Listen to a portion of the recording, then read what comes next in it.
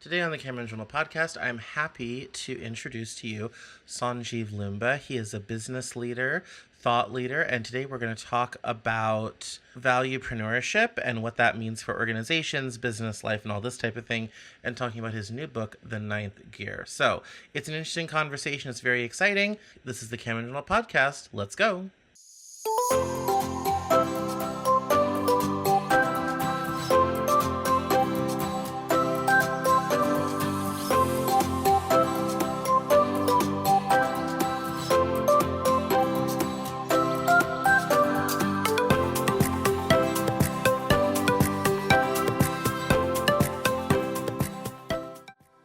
This is the Cameron Journal podcast. It's a place where we talk about important things. It's a place where we bring a little slice of the news to you. It's a place where we do important things, have important conversations. It's also things that I like to talk about. My name is Cameron Cowan, and this is the Cameron Journal podcast.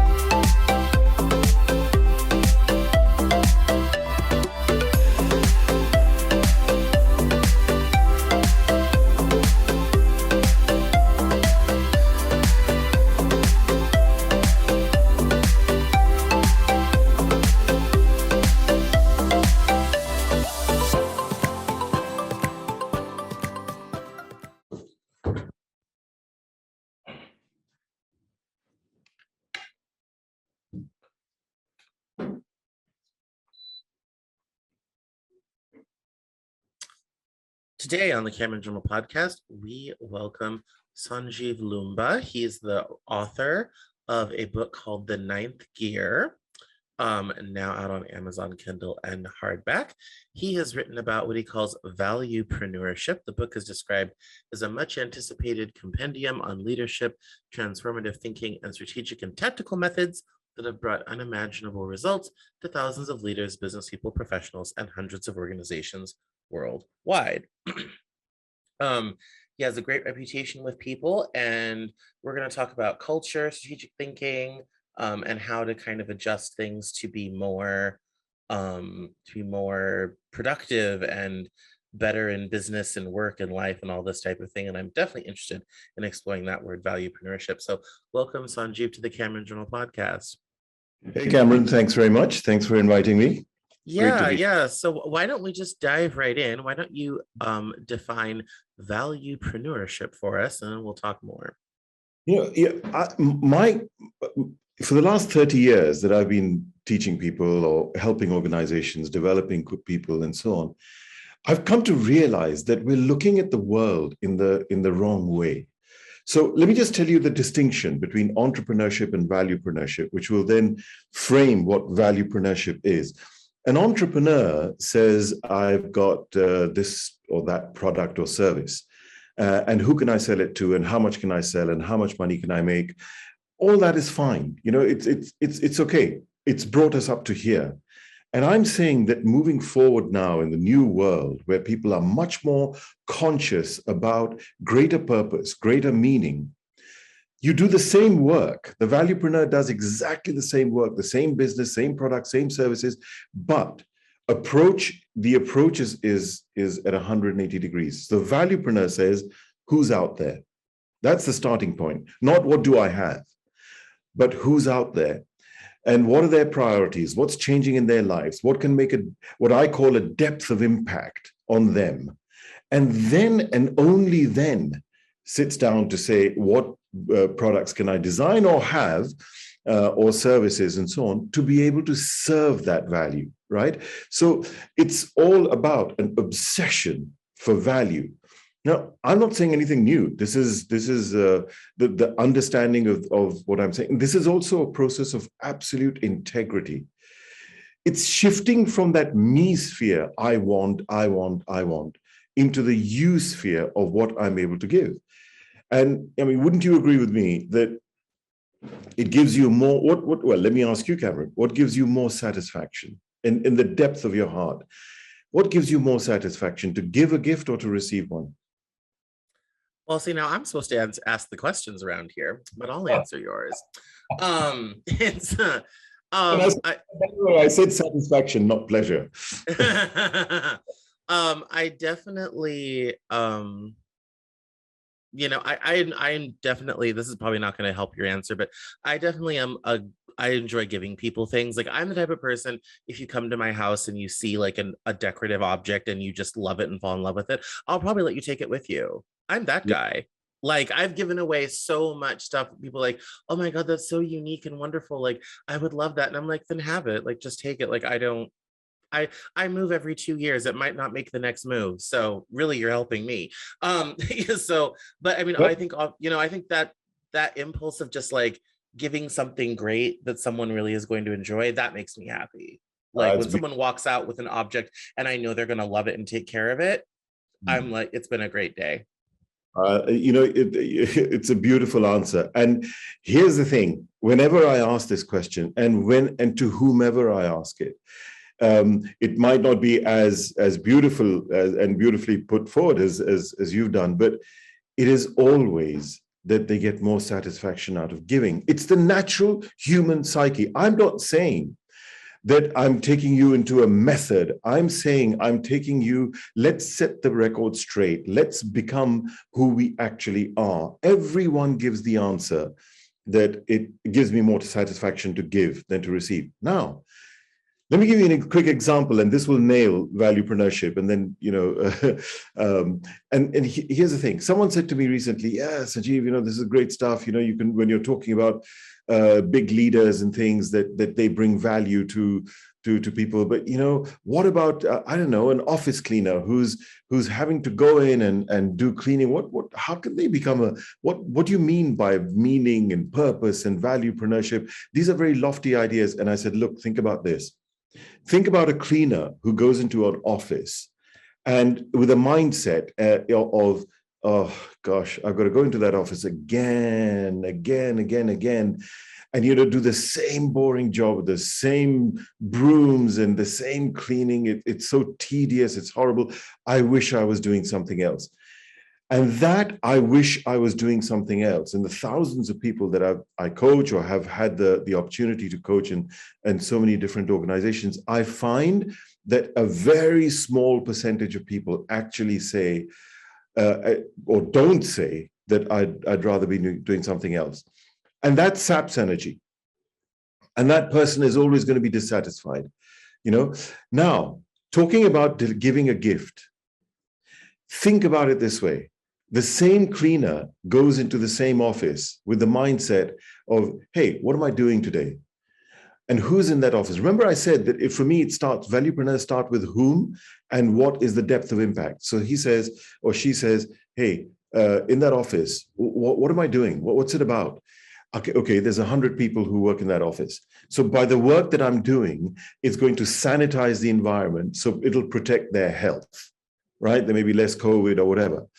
And then also by doing my work, it'll give a beautiful, clean environment so that they're going to work a lot better and become far more productive and more successful. So now the purpose is no longer cleaning. That's just the process. The purpose is health of those 100 people and a sanitized environment. You tell me, with what fervor, with what purpose, with what confidence is this person going to go into to work with? And every time I've worked with people and within a week or 2 weeks, as their life and their work changes, they write to me and they say, Sanjeev, nothing has changed about my work. Everything has changed about my productivity, my motivation. And who would you rather promote? The first cleaner or the second cleaner? So who's going to get wealthier in any case? The person who's in the giving mode or in the me receiving mode, which is fatiguing. So that in essence is valuepreneurship. But to know valuepreneurship, we have to know value. And value is not a simple thing. It's not as simple as added value. Added value is a bribe.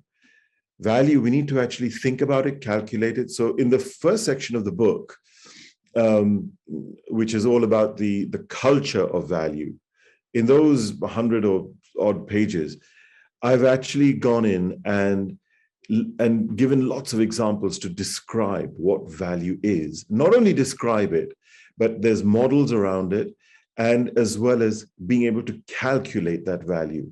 It's simple. It's not complex. It's for everyone. So that, in a nutshell, is right. And we need to change the world. We need to think about it differently. Yes.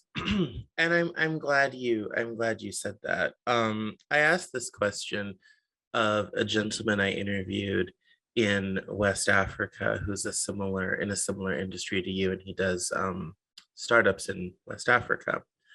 And organizing the time zones for that was fun. But I asked him what he thought, I thought he had, what he thought was the biggest problem in modern startup culture and entrepreneurship. And so I put the same question to you. Mhm. What do you think is the biggest problem in the modern startup culture and entrepreneurship? Two main problems. Two main problems, and they stem from the same source. The source is that we have over engaged our mind, uh, and through no fault of ours, with becoming extremely self-centered. And this is not even through bad intention. Competition, the incredible opportunities, the ridiculously peaking and troughing of scenarios, situations. COVID happens, the world is destroyed, and you have to rebuild it. Suddenly Ukraine happens, and then suddenly, there's a wheat shortage across the globe, etc. So what's happening is that we're living in a world which is incredibly high in flux. It's changing at a tremendous rate. Every day there's a new change. So what that's done is that's put an intensity into caring about ourselves and our future. Now, there's nothing wrong with that whatsoever. On the contrary, that's what we should all be striving for. However, how it presents itself then is we start becoming protective. We start becoming defensive. We're not open to listening. So that is the source of the problem. And how it presents itself, as you quite rightly say in entrepreneurship, is that we make it about me. So you're sitting in front of a customer and your mind is saying what? I hope I get the contract. I hope this works for me. I hope I don't lose out. I hope it doesn't go to competitors and so on. So that meanness makes you build a wall around you. So the second problem, so one is the meanness, and we've just discussed that moving from the me world to the you world is what moving from entrepreneurship to valuepreneurship is. The second problem that this source of what I described gives you is disunity, Cameron, disunity. Everywhere in the world, in every situation, in every organization that I work with, between finance, between marketing, between sales, between operations, people are at disunity with each other. People are trying to push their own agenda to protect themselves because they've made it about themselves. And then we see it on the bigger stage, and we see it in, whether it's, I don't know, I don't want to get political here, but whether it's through Brexit or whichever way you go, that's okay. Whichever way your thought pattern is, I'm not talking about that, but it has caused disunity, or through Ukraine and taking other, it's, or whether it should Finland and Sweden accede or not to NATO. So everywhere I am seeing the one single big, huge problem in the world is that we are disunited. And the notion of entrepreneurship and selfishness, and not selfishness in the old sense, I mean the self-centeredness, which again I will repeat, I'm not blaming anyone. It's no one's fault. It's our right to do well for ourselves. But that has forced us into the wrong thinking. And as a result, and this is not going to cut it in tomorrow's world. Tomorrow's world is about integrity. Tomorrow's world is about purpose. When you see the youngsters and things who, they're quitting their jobs because they don't want to work in an organization which doesn't have care, integrity, and so on for its people, for its customers. They're moving. So This is the issue: disunity and self-centeredness. No, that's quite fair. It's kind of funny. You took it from a different angle. His answer had to do in a similar way. You could just kind of attack the problem from another way in terms of, especially here in America, everyone's trying to be, a huge unicorn, the next like $1 billion company, all this type of thing. And they're not focusing on, are we making something good? Are we making something that people, are we offering a service that people will use? Kind of just starting from like the very basic sort of thing of, are we doing anything that's actually going to make the world a better place or make people's lives easier or all this type of thing? That conversation does not oftentimes happen, especially in this country. And so it's interesting you kind of both arrived at the same destination by different roads. Yeah, no, Yeah. absolutely. I was speaking to a friend yesterday, and I won't name the company. And this is in Los Angeles, and uh, and and her husband has just had a hip replacement 2 weeks ago. So the in California, the medical organization, um, uh, she had to literally fight with them to get him into a kind of a rehabilitation center where he can get back on his feet and properly walking. But in the interest of saving money, cutting cost, it was like hair tearing out stuff to be able to fight with them and eventually threaten them on legal terms to be able to get him into a rehabilitation center. Why? Because they were trying to save money. Now, look at the folly of this. So today they save money, right? Tomorrow, when the recovery is not as good, and he has to then go back into hospital, maybe because he's contracted other conditions or whatever, it'll cost them a hell of a lot more. I know I'm kind of talking about basic investment and so on, but it's a mindset and mentality that we don't have. And you've put it very well. And it is in America because the dollar matters. Everything is the dollar. But believe me, that ideology is alive and well and kicking. It just presents itself in different ways across the globe as I see it. And just that shift from saying, okay, our obsession is to care about people who've paid their insurances and make them as well as possible. We'll put you for a month in rehabilitation. Not only will that purpose go up and you'll be working with integrity, people respect you, you'll get a lot more business, but it won't end up costing you later on either. So we're just twisted. We need to get the world right, Cameron. That's what this book and if I can contribute in any way to the world to say that, let's get back to human nature and we'll do a lot more. And you said that the preoccupation with becoming more successful, generating profits, generating results, there's nothing wrong with that. So you tell me, who would you rather buy from? The guy who is obsessed with your value and making you successful, or the guy who is trying to just sell you his insurance policy or something like that, but then not caring about you and just trying to win your business and win your contract? No, I think that's a very important shift in mindset. We obviously want to do business with the person who's going to care about the situation as much as we do. One one of my business idols that I always kind of liked, and she brought up something that was a very interesting thing about business culture that I had recognized. Indra Nooyi, who used to be the chairman and CEO of PepsiCo, she was famous for Pepsi's purchase of Frito-Lay. No, at the time, no one knew why a soda company was buying a snacks company, and until they realized, oh, if you get a salty snack, perhaps you'll buy a sweet drink, and they were on both sides of that transaction. They then formed PepsiCo, made a boatload of money. She became a celebrity for doing the deal that no one thought made any sense. And one of the things she always mentioned was the short-term thinking of American business, which she thought was nuts. Because most American businesses, particularly publicly traded companies, live quarter to quarter. It's earnings call to earnings call. and there Yeah. are 4 of them a year. And that's as long as the planning goes, 3 months. And one of the things she brought up that I really respected and shifted my mind was, what about a year from now, 5 years from now, 10 years from now, 50 years from now? What decisions that we make today, what does that look like 50 years from now?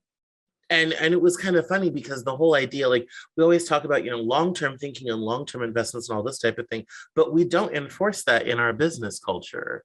We Yeah. punish companies who don't make earnings predictions. Absolutely. We're having a whole stock market sell-off right now because a bunch of folks missed their earnings and everybody is fleeing equities like rats off the Titanic. We just don't think in those long-term things. And one of the things that brought this to my mind again with what you were saying is that much of what you're talking about requires long-term thinking. Like, the extract the most money today is that selfish idea is very short term. But this whole idea of an integrity, a relationship, all this type of thing, that requires long-term thinking and long-term relationship building Yeah. that just doesn't really exist in the modern business culture. No, I fully agree, and you fully agree with you, and hats off to her, because we need to inculcate that thinking and really celebrate these kind of leaders.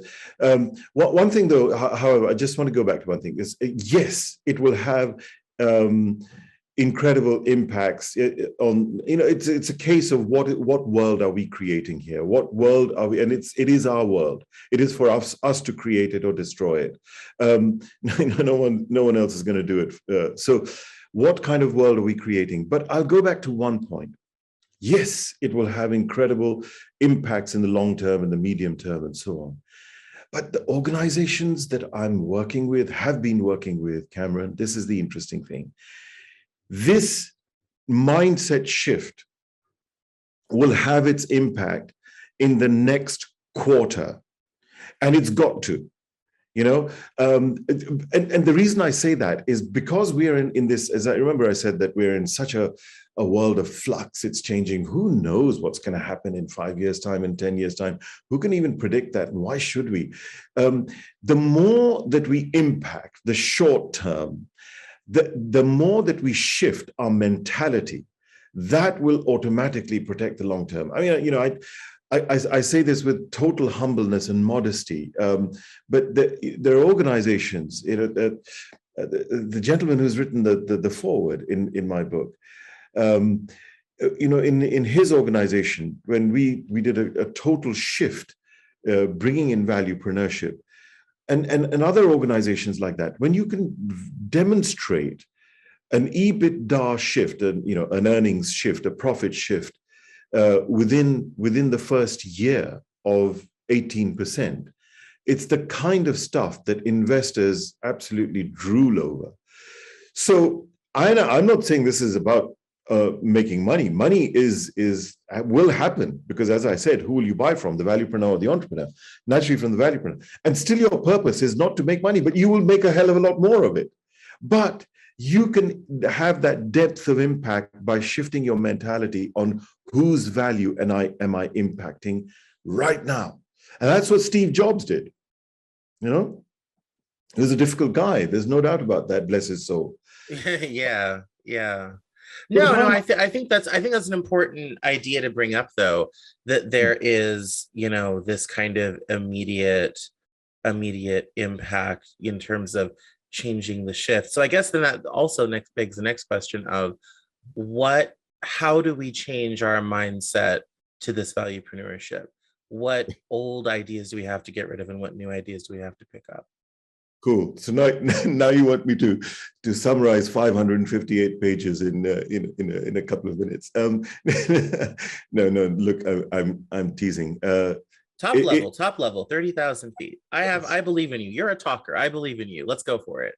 No, sure. No, thanks for that. Look, the point about it is that we know, and nothing I'm saying is going to rattle anyone. On the contrary, it's inside the heart of every individual and every organization as we speak. So that's 90% of the battle won. That, you know, I'm not saying something which is completely new or anything. What is new about this is that people are giving moral lectures on this stuff and say, you know, work with integrity, do leadership in this way and that way, be exemplary, all that kind of stuff. The question is, how do you implement it? What techniques do you use to make this happen? So through my methodology, you have to have simple triggers and simple techniques to be able to do it, and they're all in there. So for example, section 2 once section 1 has set up the culture of value and what is value and defined value and give models on value simply. Section 2 then goes step by step into your strategic thinking. How do you then convert that understanding and that culture and that mindset into action? So, you know, just for example, you know, what is strategy? So strategy, people will define in huge books and business schools and stuff, and it's all good stuff. But in 5 minutes, I can tell you what strategy is, and that is your different market segments or whoever you're serving. I'm not just talking about corporations. I'm talking about political organizations, public organizations, whatever it is, or whether you're a musician or whoever, that who is your target? What are their values? How do you calculate their value? It's all there. And then how do you set about designing the responses? And then how do you set about putting in the processes and so on? So it's all the mechanics are there. Then that's on strategy and the technique and so on. How do you mentally convert your mindset into the right way of thinking? I'll just give you one quick example. Someone shouts at you, someone gets angry with you, you know. Our mind naturally goes into defensiveness. No, but it wasn't me. And one guy, he turned up to work late yesterday and he didn't give me the information. Trust me, I've been trying my best. We fall into justification. Is that going to build relationships? Is that going to make you successful? Absolutely not. So I give very clear, simple techniques in being able to not only shift that mindset, but then here is the method. I mean, just very simply, for example, did you actually engage with that person? Is this shouting about you or is it about them? And it's a very simple question. And it's not about you. It's actually about them not getting their work done. So why do we miss having, asking them and a trigger, which gives us the push to be able to say, hey, first of all, let me just understand, what are you trying to achieve? What's the problem here? What could be the impact of this being late or whatever? Do we do that? I don't see it, Cameron. I coach thousands of people, and I don't. The natural reaction is. So we never look for finding out what the root cause of the problem is. We tend to blame a lot of people. Exactly. I'm big into what I call containers of success in terms of, do you have all the tools, resources, and support you need to achieve the goal that I've set out? Absolutely. And I've worked with, you know, artists and fashion models and all this type of thing. And, you know, there's a lot of time with like fashion models and whatnot. It's kind of like, rehearsal was at 3:30, it's 4:15, where were you? And then usually like the root cause of it is, oh, I had to get a ride or all this type of thing. So solve that problem. All right, girls, who has a car? Great. Who you don't have a car? Great. Go make friends, see who lives near each other. We're carpooling from now on. All of a sudden, all the models start showing up on time. So rather than just being salty that someone's 45 minutes late to rehearsal, I figured out the problem. It was a transportation issue. It wasn't her fault. It was a transportation problem. But we were able to solve it, and then problem solved. And nobody felt bad. Nobody was shamed. Absolutely. We don't listen. We don't operate that way most of the time. And it goes back to what we said initially, that we're so self-centered and through no fault of ours and no bad intention or anything like that. It's just pushed it into there. So to answer your question back, that how, this is very important, that this book and my method and my approach is not a moral lecture, but in each and everything that I'm saying, behind it, there are examples and then simple but clear techniques for you to apply it. If it doesn't turn into action and applicable action, which brings you then results, then it's worthless. And I remember my early discussions with my publisher, brilliant publisher, who said, Sanjeev, it's a big book. Why don't we just do this in 2 volumes? Why don't you do first volume and give the whole philosophy and the psyche and so on, and then the techniques in the second? And I said, okay, let's go along with that. But Cameron, as I was writing it, now as I was getting into, and I was sitting on a beach in Crete in September, finishing the book, and I just thought, no, that would be cheating my audience. Telling them what to do and giving them the philosophy without giving them the how and the technique is not right. So that's why I've gone and put it all in there, and then the techniques. No, that makes sense. That makes sense, and you kind of see in that moment, kind of the whole idea of valuepreneurship at work now, because you figured out what your audience really needed. Hey, that's a brilliant point you picked up on. If I'm not a valuepreneur myself, how dare I go and teach valuepreneurship? Thank you for picking that up and making that comment. Yeah, I mean, it's something it's just something like, as a writer, novelist, all this type of thing, I think about that type of thing all the time. Of, what is the experience going to be? How is this? How is this going to work? What do people, really need out of this sort of thing? So that's impressive. I noticed that in the kind of the course of the whole book and the information you sent over, we have a lot of corporate jargony stuff, which is kind of fun. But I wanted to kind of dig into the whole leadership thing, because it sounds like you're really focused on the people, the human equation. So in a leadership setting, whether it's a team or a whole organization, how does this whole idea manifest itself? Wow, what a beautiful! I'll go straight to the point, then I'll come back to what you just said about the corporate stuff. A leader to me is look. Let's quickly look at what leadership is, and there's tons and tons of books and material. But wouldn't you agree that a great leader is someone who you would naturally and voluntarily follow?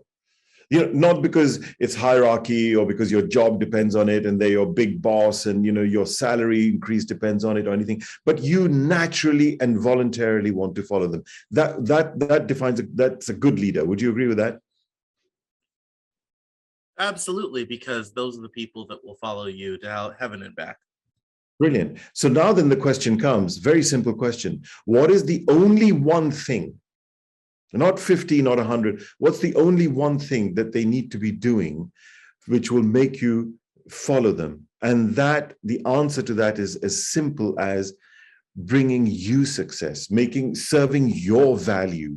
So they are a valuepreneur as a leader, and their obsession is to make everyone around them, people who work for them or people who they lead, to become successful. That is what, and the more that your team becomes successful, the more you will be successful, your organization will be successful, your customers or whoever you're serving will be successful. So that's where leadership, just coming back to that point about the corporate stuff, it's not really a business book. Here's the interesting thing. There's a lot of, if you're a businessman, if you're an entrepreneur, if you're a corporate leader, if you're a CEO, it'll give you all the mechanics that you need to be able to do everything you do a lot better. But, and I think you alluded to this, it's actually I've used often the examples of business and corporations and so on as a context, because it's a context we can all understand in terms of work and so on. But it is actually a transformative book. That's why I say right on the cover that it's a transformational method for phenomenal leadership, business, work, and life.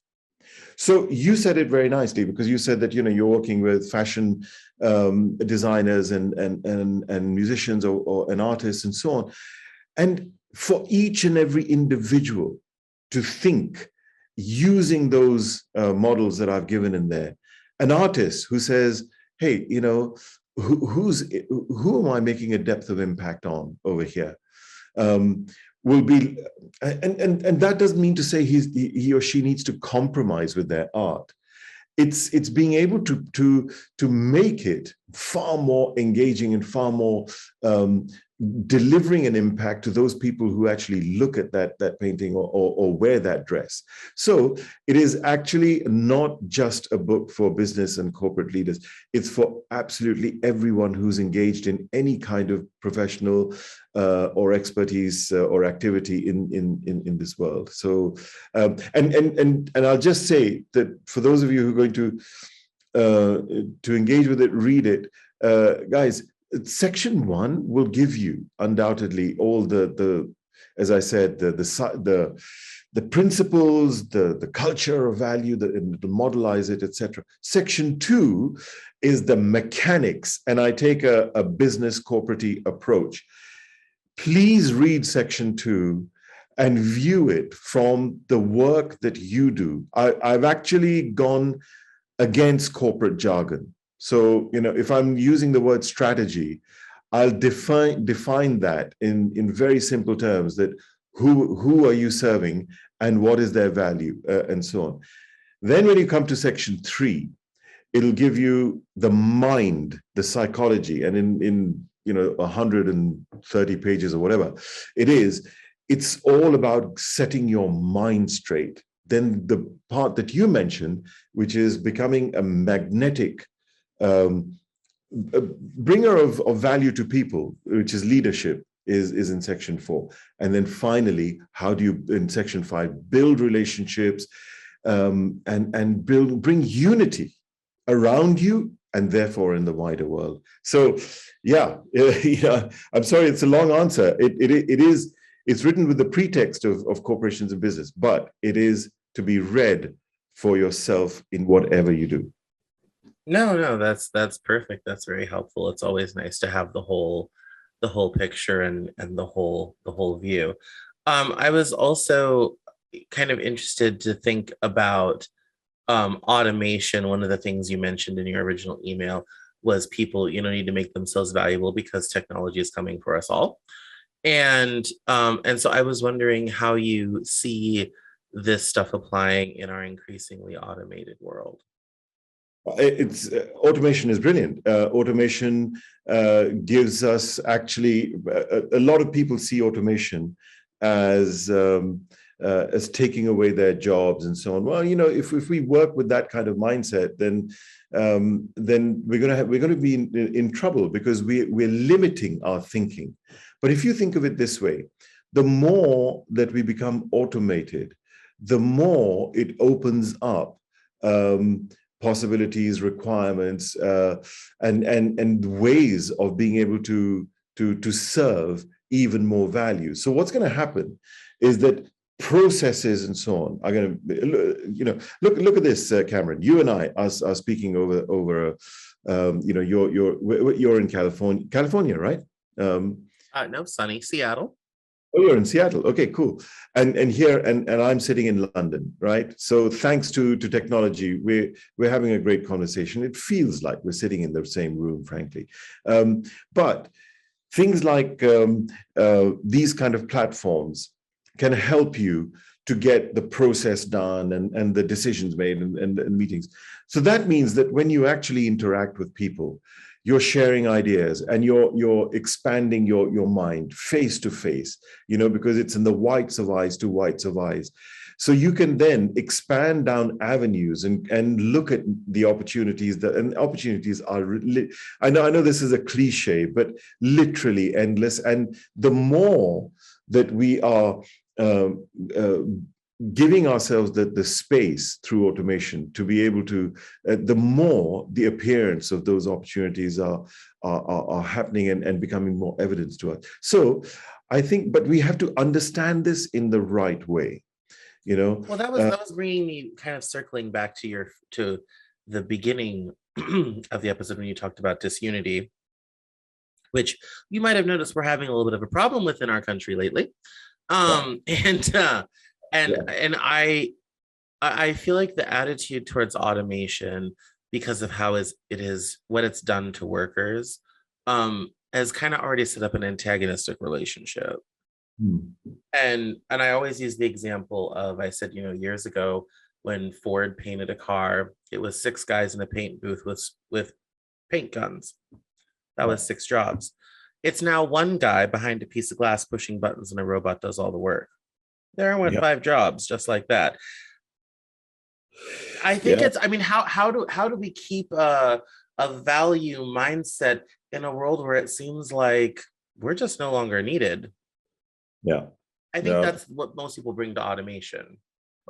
you nailed it, because automation is highly desirable to corporate leaders because it cuts costs, and they're able to be able to provide goods and services at a more competitive way, or just make more money and so on. So and they're at odds with workers who obviously and understandably are um, at risk of and fearing the loss of their job. I would address both. I would address both, and I am addressing both. And I'm saying to leaders that that's fine. Go with automation, but is automation impacting and bringing a depth of impact to whom you are serving? Number one, your customers, and number two, your workers, because the more that you're able to automate, and as I said earlier on, the more you're cost efficient and you're investment efficient, not only are you bringing a depth of impact to customers and serving them a lot better, but look then to that will create a space. It'll create a space in your workforce, rather than just culling your workforce. Look at new avenues of and new values of the market to serve, and shift the skill sets and employment of these people. That's the point of here. And for workers, don't look at automation as, and don't fear it so much. Come up with proposals and ideas. Who's to say that only leaders have ideas and people in other echelons of the organization shouldn't? I'm seeing this all the time. I'm shifting organizations in people who are in other areas of the business, not just in leadership, are able to see sometimes even better, because they're at the cold face of what is happening. Bring ideas. Don't narrow yourself. Then expand your skill base. And how do you expand your skill base? Look to see what fires you. Let's go back to the cleaner. If what fires the cleaner is bringing maximum health and productivity to people, if that's what fires her or him, then look to see how you can train yourself in using perhaps new materials or new machinery, a new kind of carpet cleaner or something, which then not only cleans your carpets, but also sanitizes the environment. Why not? Is this rocket science? So expand your mind. And the way to expand your mind is not by looking at what you're doing, because then you'll be exhausted like that first cleaner. But expand your mind by thinking who's out there and what's the depth of impact that needs to be brought. Then you'll be able to find avenues you never knew existed. I'm doing this every day with people, and it's very gratifying. It's very powerful, and I'm saying this with all humbleness and modesty. It's not about me. It's just that we've got our thinking in too narrow, and saying, "Oh, I'm going to be fired. Oh shucks, right? Let's go on strike, or let's speak against leaders." It's not gonna help, guys. No, and I'm glad you kind of take that approach with it, because it reminds me of my other example of automation. Mercedes-Benz in Germany actually took automation out of one of their plants because they found it was taking too long to retool the robots for all the modifications, especially in their upper end cars, all the modifications the customers can order. And they found that they were having to cut features out of cars because it was too much work to retool the robots to make the car. And Mhm. so what they found is that in order to continue to delight their customers, who, if you're paying $120,000 for a Mercedes, you want everything to be exact. Um, they found that by bringing humans back in, it actually made the factory more nimble. They could offer more options of cars to their customers, and they made more money. So in that Well, case, the humans were better at the job simply by being incredibly adaptable. yeah, absolutely. And what that shows is that look, creativity is existing in each and every single human being in mass. I'm not talking about, unfortunately, those people who've been not blessed with the greatest health, or perhaps disabilities and so on. God bless them. But what I am saying is that each and every single human being is bursting with creativity inside them. The same guy who's going and working on a machine and is complaining that more automation will make me lose my job is created a football club, a soccer club, and he's running it, and etc. etc. So creativity is there within each and every single one of us. The problem with creativity is that we, through our overprotective, self-centered mindset, have narrowed ourselves and boxed ourselves in to what we can see and the immediate circumstance, not what exists out there and the value that's sitting out there. And that is a human element, as you quite rightly say, that when those humans were brought in suddenly and they were allowed that space to open up their minds and be free to express what they think. This is not about leaders and non-leaders. This is about human beings, man. I see it every day of my life. And I keep going back to the example of the cleaner. The cleaner said to the owner of that office and the boss that hey boss, I'll tell you what, you know that we in the changing season we seem to be having a lot of people who are away sick and things with I don't know, maybe if we reduce the transmission of virals and things like in the flu season or whatever, we can. So how about we do this and that? Do you think that this is rocket science? No, that's creativity. That's thinking about value and then saying, how can I make? So I did a post on my LinkedIn just a couple of weeks ago, and a thing that make yourself relevant. Make yourself relevant. And that'll give you purpose, will give you meaning. This is not lofty moral lectures I'm giving over here. I really mean in the nuts and bolts of it. What does making yourself relevant mean? Looking at the wider public, people, customers, whatever you want to call them, whoever you're serving, understanding and listening, which is what you said that we don't do nowadays. Listening to their value, what their value really is, and then designing and yourself and your services or your products or whatever to be able to serve that value. You'll be far more relevant, whoever you are, whatever level, whatever you're doing.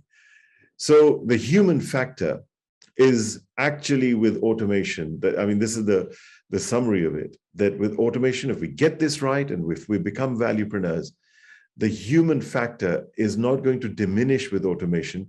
Automation will make the human factor far, far, far more important than we ever knew it was. It'll make relationships far more important. This is the way that I see the world now. Excellent, excellent. Well, we're coming to the top of the hour, which means it's time for plugs. Where can we find you online? How can we interact with you further? Yeah, I mean, if you go into, I'm really bad at this, Cameron. First of all, let me just tell you, because I have some brilliant people who do my social media and things for me. But let me just make an. So first of all, if you well, that's okay. I notice you have your website here, valuepreneurship.com, right? Valuepreneurship.com. I think Right. that's a good place for people to start. Don't you agree? Absolutely, you'll find my PA, my Ritu, and she's a great contact. And then if you search me on LinkedIn, Sanjeev Loomba on LinkedIn, you'll find me, or just putting in the ninth gear or Sanjeev Loomba, and you should find. But I'm on Instagram and Twitter and YouTube through my name, actually. So yeah, and Perfect. Valuepreneurship. Yes. Yeah. Well, I think everyone can certainly start their journey with valuepreneurship.com, go from there, and then search for applicable social media profiles as you would like. Thank you so much for coming on the Cameron Journal podcast. Hey, Cameron, thanks very much for having me. And it's been a joy to speak to you. A joy to speak to you.